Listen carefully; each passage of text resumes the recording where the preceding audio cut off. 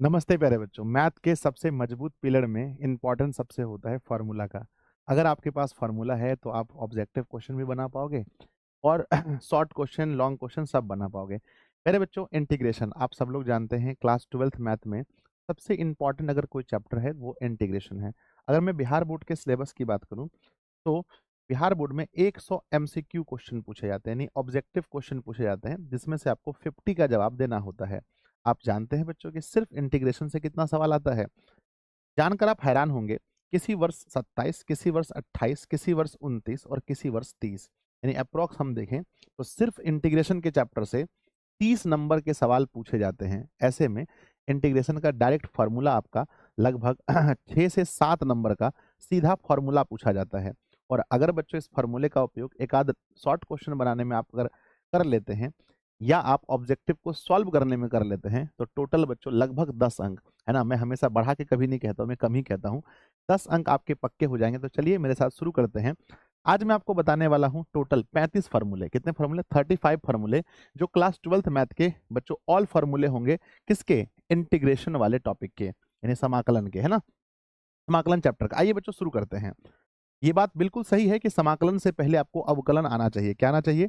अवकलन आना चाहिए। लेकिन पहले बच्चों हम ये मान के चलते हैं कि आपको अवकलन आता है और अवकलन के फार्मूले भी आते हैं। आइए श्री गणेशाय नमः शुरू करते हैं बच्चों। सबसे पहला फार्मूला आपको अच्छे से पता होगा। सबसे फर्स्ट फार्मूला क्या होता है? एक्स पर पावर एन का इंटीग्रेशन क्या होता है? एक्स पर पावर एन का इंटीग्रेशन होता है एक्स पर पावर एन में एक जोड़ना है और वही चीज नीचे लिखना है n+1 प्लस में कांस्टेंट। आप याद रखना, यहाँ पर सी लिखो या आप के भी लिख सकते हो। तो फर्स्ट फार्मूला सबको याद होगा। सेकंड, अगर बच्चों सिर्फ मैं इंटीग्रेशन में dx लिख देता हूं, यानी मैं x के सापेक्ष में, तो यहाँ पर x प्लस कॉन्स्टेंट होगा। अगर मैं यहाँ पर dy लिख देता बच्चों तो यहाँ पर y प्लस कॉन्स्टेंट होता। यहाँ पर अगर मैं z, है ना, dz लिख देता तो बच्चों z प्लस सी होता। आप समझ रहे हो ना? अगर कुछ नहीं, डायरेक्ट बेस है ना। और बच्चों अगर हम जीरो का इंटीग्रेशन करते हैं तो सिर्फ कुछ नहीं, कॉन्स्टेंट सी बोलो या के बोलो, कॉन्स्टेंट बचता है। नेक्स्ट बच्चों 1/x का इंटीग्रेशन क्या होता है? बहुत बार पेपर में पूछा गया क्वेश्चन है। 1/x का इंटीग्रेशन होता है लॉग मोड के अंदर में x प्लस में constant. It is very important, very important. Next बच्चों बढ़ते हैं। e पर पावर x का समाकलन क्या होता है? तो जैसे e पर पावर x का अवकलन भी e पर पावर x होता है, समाकलन भी e पर पावर x प्लस में कांस्टेंट। रूट के अंदर x का अगर हम देखें इंटीग्रेशन, तो रूट के अंदर x का मतलब होता है x पर पावर हाफ, और हाफ का पावर का अगर बच्चों हम लोग इंटीग्रेशन करते हैं इस रूल से, x पर पावर n के रूल से, तो इसमें हम ऐड करेंगे तो x पर हाफ में बच्चों ऐड करेंगे 1 और नीचे भी हाफ पर ऐड करेंगे 1, तो ऊपर होगा हाफ बच्चों, हाफ 2 है ना, 2 1 3, 3/2, और नीचे का भी होगा बच्चों हमारा, नीचे होगा बच्चों हमारा 3/2। 3/2 को यहाँ लिखेंगे तो 2/3 होगा, एक्स पावर 3/2 प्लस में कांस्टेंट। तो इसका सही उत्तर होगा 2/3, 2/3, एक्स पावर 3/2 प्लस में कांस्टेंट। आगे बढ़ते हैं। ए पर पावर एक्स का इंटीग्रेशन क्या होता है? ए पर पावर एक्स का इंटीग्रेशन होता है ए पर पावर एक्स, नीचे लॉग, है ना, लॉग बच्चों ए भी लिख सकते हैं या मोड में ए लिख सकते हैं, प्लस में कांस्टेंट। तो बच्चों सिंपली ए लिखो, ए पर power x upon LOG, log a plus का कांस्टेंट। तो ये बच्चों एक टाइप के 7 फॉर्मूले थे। याद करना, दूसरा कोई ऑप्शन नहीं है। बार बार लिखो, बार बार लिखो, बार बार लिखो, फिर याद हो जाएगा। नेक्स्ट बढ़ते हैं अगले टाइप के इंटीग्रेशन में। नेक्स्ट बच्चों बहुत हल्का इंटीग्रेशन है, बहुत हल्का। पता है कि साइन एक्स का इंटीग्रेशन होता है माइनस कॉस एक्स। कॉन्स्टेंट तो सब में है भाई। दो प्रकार के समाकलन होते हैं, एक होते हैं अनिश्चित, इनडेफिनिट इंटीग्रेशन, इनडेफिनिट में कांस्टेंट देना ही पड़ेगा। कॉस एक्स का समाकलन होता है साइन एक्स प्लस में कांस्टेंट। सेक स्क्वायर एक्स का समाकलन होता है टेन एक्स प्लस में कांस्टेंट। कॉसेक स्क्वायर एक्स का, सॉरी एक्स छूट गया है, कॉसेक स्क्वायर एक्स का होता है माइनस में कॉट एक्स प्लस में constant. Sec x into tan x का इंटीग्रेशन होता है sec x plus constant. Cosec x into में कॉट एक्स का होता है minus cosec x plus constant. और टेन एक्स का बहुत इंपॉर्टेंट है, नोट कीजिएगा इसको बहुत अच्छे से, ये बच्चों परीक्षा 2026 के लिए इंपॉर्टेंट, कि 10x का इंटीग्रेशन क्या होता है? 10x का होता है लॉग मोड में बच्चों सेक एक्स प्लस कॉन्स्टेंट, या सुनिएगा ध्यान से, या माइनस में लॉग माइनस में लॉग और मोड के अंदर कॉस एक्स प्लस कॉन्स्टेंट। आगे बढ़ते हैं। कॉट एक्स का क्या होता है? कॉट एक्स का बच्चों लॉग में लॉग मोड के अंदर साइन एक्स प्लस में कांस्टेंट। तो ये एक तरह के सारे इंटीग्रेशन फार्मूला आपको हमने एक जगह लिख दिए हैं। बढ़ते हैं आगे। हम उम्मीद करते हैं यहां तक आप लिख लिख कर याद कर लोगे। नेक्स्ट आगे बढ़ते हैं बच्चों। लिखा गया है सेक एक्स का इंटीग्रेशन क्या होता है? It is very important, very important. Sec x का लॉग मोड के अंदर sec x plus tan x plus constant, cosec x का लॉग मोड के अंदर कॉसेक एक्स माइनस में कॉट एक्स, है ना बच्चों, कॉसेक हमेशा माइनस लेकर आता है प्लस कांस्टेंट, या इसके जगह पर हम लिख सकते हैं, ये बच्चों एक्स्ट्रा में फॉर्मूला है, कभी कभी ऑप्शन में ये रहता है कि कॉसेक एक्स का इंटीग्रेशन होता है लॉग मोड के अंदर 10x/2 प्लस में कांस्टेंट ना, प्लस में कांस्टेंट, ठीक है ना। तो ये हमारा 17 फॉर्मूला हुआ। अब बढ़ते हैं आगे, नेक्स्ट अगले टाइप के सवाल को लिखते हैं मेरे बच्चे। इट इज वेरी इंपॉर्टेंट, आप लोग इनवर्स पढ़े होंगे, इनवर्स का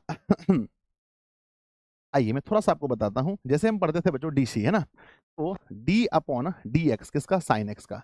साइन एक्स का अवकलन क्या होता है, साइन एक्स का अवकलन होता है 1/रूट के अंदर एक्स स्क्वायर माइनस वन, है ना, एक्स स्क्वायर माइनस वन बच्चों। तो ध्यान देना, अगर मैं इसको उल्टा करूंगा, सॉरी, है ना, एक्स स्क्वायर माइनस वन नहीं होगा, है ना, क्योंकि वन माइनस एक्स स्क्वायर होगा, आई एम रियली सॉरी, है ना, 1/रूट के अंदर वन माइनस एक्स स्क्वायर, ये होता है बच्चों, होता है ना।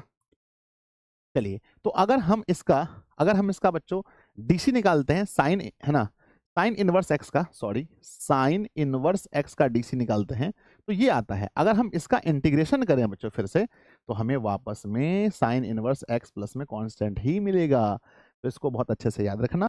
आइए लिखा है 1/1 माइनस, है ना, रूट के अंदर 1 माइनस एक्स स्क्वायर, इसका क्या होता है समाकलन, तो साइन इनवर्स एक्स, और इसमें अगर हम माइनस लगा दे, ध्यान देना, अगर मैं यहां पर माइनस लगा दूं बच्चों, तो हमारा आंसर हो जाएगा कॉस इनवर्स प्लस में, कॉस इनवर्स एक्स प्लस में कांस्टेंट। मेरे बच्चे ध्यान से सुनना, या तो यहां माइनस लगा दो, अगर यहां माइनस नहीं लगाना है तो इसी को सेम टू सेम रहने दीजिए। तो इसका एक दूसरा भी आंसर हम लिख सकते हैं, क्या लिख सकते हैं, माइनस में कॉस इनवर्स एक्स प्लस का कांस्टेंट, ऐसा भी आप बोल सकते हैं। समझ गए मेरी बात को, या माइनस यहां लगाओ, यहां माइनस लगाएंगे तो यहां नहीं देना पड़ेगा। अगर आप यहां माइनस नहीं लगाते हैं तो यहां सिंपली समझिए, अगर माइनस यहां नहीं लगाते हैं तो यहां आपको माइनस देना पड़ेगा, ठीक है ना, समझ गए। यस, नेक्स्ट है बच्चों, 1 प्लस एक्स स्क्वायर का समाकलन क्या होता है, तो 10 inverse x plus constant, minus लगा देंगे तो यहां पर cot inverse x plus constant हो जाएगा, सॉरी, प्लस कांस्टेंट। नेक्स्ट बच्चों, 1/x इंटू रूट के अंदर एक्स स्क्वायर माइनस वन का इंटीग्रेशन क्या होता है, sec inverse x plus constant, minus लगा दीजिए, कॉसेक इनवर्स एक्स प्लस में कांस्टेंट, ठीक है।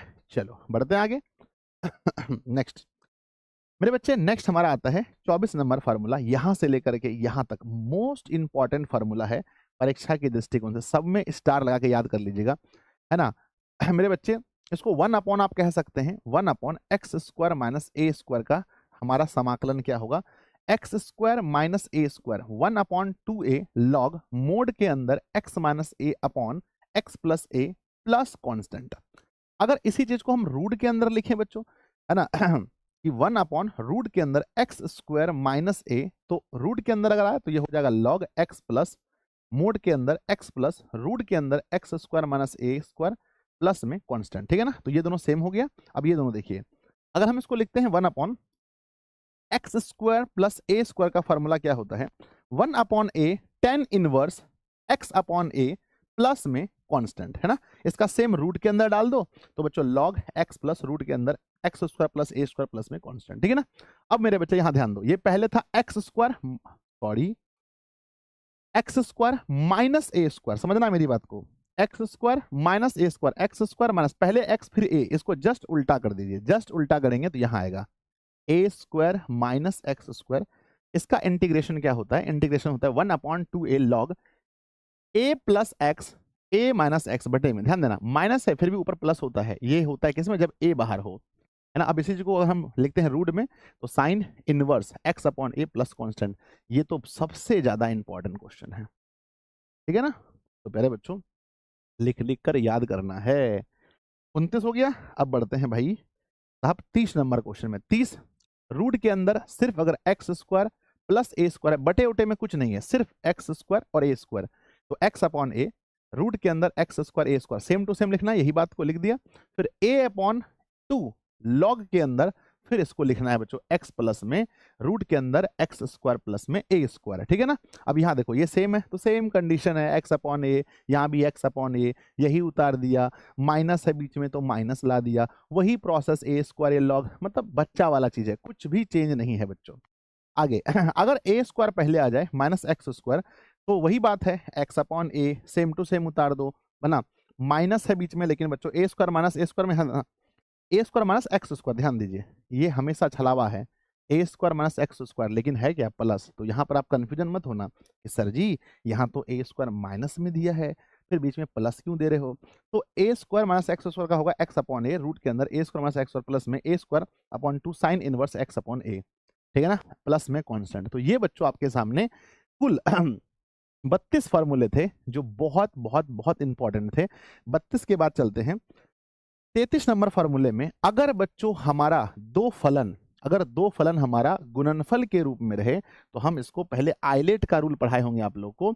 आइलेट का रूल की बच्चों इनवर्स वाला होता है पहला फंक्शन, है ना, लॉगरिथम वाला होता है ना, उसके बाद आता है एल्जेब्रिक, उसके बाद आता है ट्रिग्नोमेट्रिक फंक्शन, उसके बाद आता है और एक्सपोनेंशियल फंक्शन उसके बाद आता है। तो इसके अनुसार से हम पहले चेक करेंगे कि पहला कौन है और दूसरा कौन है ना। तब हम कहते हैं बच्चों कि अगर हम दो फलन का इंटीग्रेशन करते हैं, है ना, फलन ए और फलन बी, तो क्या करते हैं, पहले फलन को बैठाएंगे, दूसरे का इंटीग्रेशन करेंगे, माइनस पहले फलन का अवकलन करेंगे, यानी कि बच्चों डिफरेंशिएशन करेंगे, इनटू दूसरे फलन का समाकलन करेंगे और पूरे का फिर से समाकलन करेंगे। मजेदार चीज है ये। आगे बढ़ते हैं। अगर मेरे बच्चे e पर पावर x है और ब्रैकेट के अंदर में एक फलन दिया है और जोड़ में उसी का अवकलन है, ये है बच्चों फलन फलन, और यहाँ है अवकलन, यानी आप समझिए दिस इज फंक्शन बच्चों। ये क्या है, फंक्शन है और ये इसका डेरिवेटिव है ना। तो क्या होगा, अगर x है ना, e पर पावर x है तो ये पूरा हट जाएगा, सीधा लिखाएगा e पर पावर x के जगह पर e पर पावर x, और ये जो इसका जो अवकलन है ये हट जाएगा, सीधा आएगा बच्चों फलन प्लस में कांस्टेंट। तो ये था आपका कुल 34 फार्मूला। और 35 नंबर में हमने आपको कुछ रूल रखे हैं। 35 नंबर में बच्चों लॉग का रूल आपको पता होना चाहिए, परीक्षा में पूछा जाता है कि लॉग अगर m गुना n हो तो इसको हम गुना में है तो लिखेंगे log m plus log n, अगर भागा में है तो माइनस में log m minus log n। m पर पावर n का मतलब होता है n जगह पहले n log m, है ना, और a पर पावर a है अगर सेम टू सेम है तो इसका मान 1 होता है। तो प्यारे बच्चों ये था आपका बहुत बहुत इंपॉर्टेंट 35 फार्मूले। आप लोग पूरी ईमानदारी के साथ मुझे बताइएगा कि 35 फार्मूले में पहले से आपको कितना फार्मूला याद था। अब तो आपके पास मजबूरी है भाई 35 में 35 याद करो, अगर आप बोर्ड परीक्षा में चाहते हैं। देखो निश्चित से आपका कुछ भी नहीं छूटेगा, अनिश्चित से 2-3 चीज है, आप लोग को कभी क्लास में बता देंगे। निश्चित से, माफ कीजिए, अनिश्चित से कुछ नहीं छूटेगा, सॉरी, अनिश्चित यानी कि इनडेफिनिट है ना, इंटीग्रेशन से कुछ भी नहीं छूटेगा, इंडेफिनिट इंटीग्रल से कुछ भी नहीं छूटेगा, है ना। डेफिनेट वाले से 1-2 क्वेश्चन छूट सकता है, तो पूरा अच्छे से याद कीजिए। अगर आप चाहते हैं प्यारे बच्चों कि आप मुझसे पूरा मैथ का कोर्स पढ़ें, मैथ को पूरी आसान तरीका से पढ़ें, तो आप आ सकते हैं। अगर आप बिहार बोर्ड के स्टूडेंट हैं स्पेशली, तो आप हमारे क्रैश कोर्स में ज्वाइन हो सकते हैं, जो दिशा ऑनलाइन क्लासेस के ऐप पे चल रहा है। कहाँ पर चल रहा है, दिशा ऑनलाइन क्लासेस के ऐप पे चल रहा है, जहाँ पर हमारे सभी शिक्षक आपको, जैसे आप देख सकते हैं, physics, chemistry, English, biology, Urdu और उसके बाद हिंदी और मैथ मैं पढ़ाता हूँ। तो आप आकर के पढ़ सकते हैं बच्चों, ठीक है ना। बाकी आप लोग कमेंट कीजिएगा, अगर वीडियो अच्छा लगे तो दोस्तों को जरूर शेयर कीजिएगा। अगला फार्मूला किस चैप्टर का आना चाहिए ये भी बताइएगा। मिलते हैं किसी और वीडियो में, तब तक के लिए जय हिंद।